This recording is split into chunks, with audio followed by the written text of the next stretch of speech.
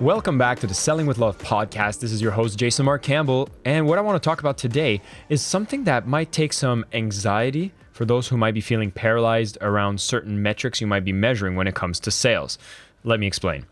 See, oftentimes we're going to be looking at sales and thinking, okay, how many clients am I closing? And oftentimes that's a very result-based measurement system, the thing that actually matters, which is, hey, we want to make sure sales are coming in and we're making money from the sales that are coming in.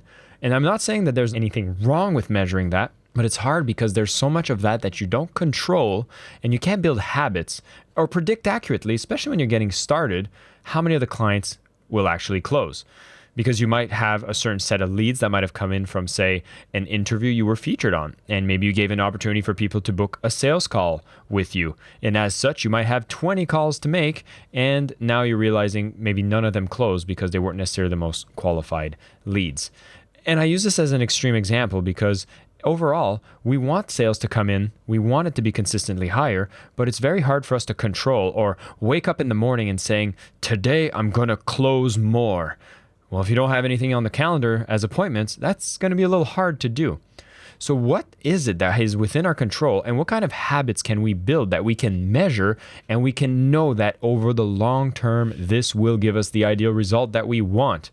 And what I want to introduce to you as a concept is leading versus lagging indicators. Now, this is based on a book from John Doerr, which talks about measure what matters.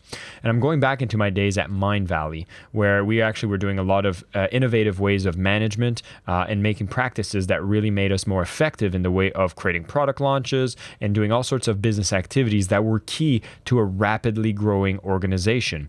And it works the exact same way if you're directly involved in sales.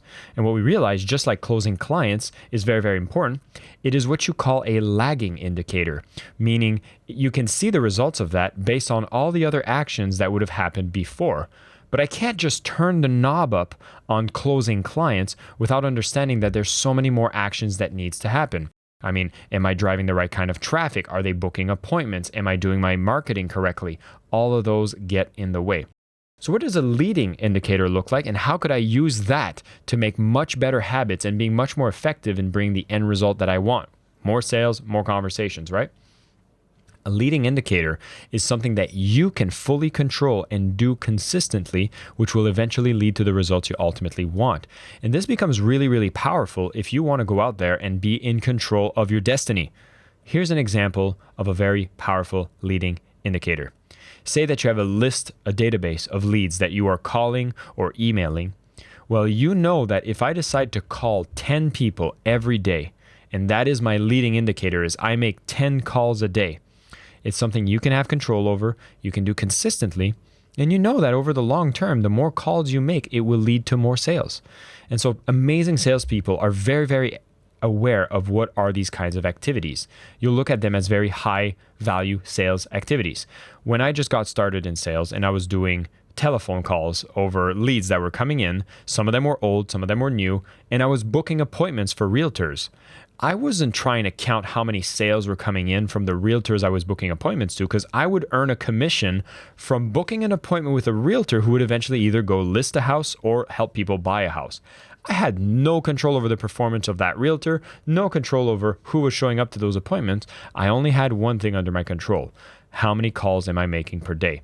And just like committing to 10 a day, in this case, I was actually a little more hardcore and we were doing 150 calls a day. And what would happen? Well, I would be able to eventually get into more conversation, leave more voicemails, being able to actually have those chats which would lead to appointments. And as such, I would consistently see better results in my commissions, which could come 5-6 months later than when I originally booked the appointment. But I can't sit here and wait for more of these appointments to close, but I can control the amount of sales volume I can do every single day. So the question I want to throw out to you is, what are the key activities that you can do based on the size of your business that you have full control over and you know will bring more results that you're looking for in terms of business revenue, business growth, or whatever your most high priority metrics are right now? This could be a series of social media posts.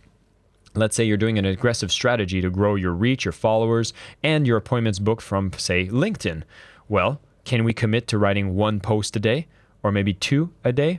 Or maybe you're going to release one podcast every week. Or perhaps you're going to go on social media and connect with at least 20 people. Whatever is that one metric that you know that if you consistently do for, say, weeks, months, or years, will lead to the results that you're looking for. Get so clear and so consistent on making that activity happen and track it. That way you can look over the long term how effective that strategy has been in bringing you the results that you're looking for. But Jason, you might be sitting here, Jason, I have no idea what that would look like. Well, let's bring it back to the absolute simplest, is if you have a problem with generating sales and revenue, it either has to do with traffic or conversions, which means what are we doing to gain attention? What are we doing that build that trust? So do we have enough people that know that we exist and that we offer our products and services? If not, a big priority of yours is going to find what are the key activities that I can do so that my awareness is bigger. This is where social media platforms can play a big part. This is maybe reaching out to other persons for potential contact. Maybe that's you joining social media groups and interacting with people. Maybe that's you finding a list of qualified leads and connecting with them on social. Whatever it is, and of course, for those of you who are already in the community on LinkedIn, there's a lot of this stuff that we talk about with other people interested in selling with love. So if you have any questions, come on to the community, ask away, and you'll see you'll be getting tons of support in the process to help you find what your leading indicator could be if you feel that you are out there not being noticed and there's nobody that you get to call. Now, say you do have a lot of awareness and there's a lot of people that are maybe engaging with you or you have an email list, then we start talking about what are some of the things that make you earn the trust, right? So what are the times that I can book appointments? How many times am I reaching out to people, starting conversations with existing prospects? How much am I following up with people in my sales pipeline? And am I making 20 touch points every single day? Sales activities, right? When you start realizing that leading indicators are going to be what generates the lagging indicators, which are going to be the results you're looking for, you can become obsessed, you can become focused on doing the things that you know matter. And as such, you get to grow your business, make more sales, be effective in the process while you know what activities bring you the most results. And again, if this is making sense to you, great. If this is making sense to you, but you don't know which indicator you should be focusing on, well, we'll put a link in the show notes for you to come to our LinkedIn community and be bold enough to ask for help. Come into the LinkedIn community, say that you just listened to this episode and you're wondering, what do I need? And perhaps I might even select you as a case study, and we're going to give you a prescription on what is the most powerful way you could start the habits that bring you the success that you're looking for. Thanks for listening to the Selling with Love podcast. This has been your host, Jason Marc Campbell.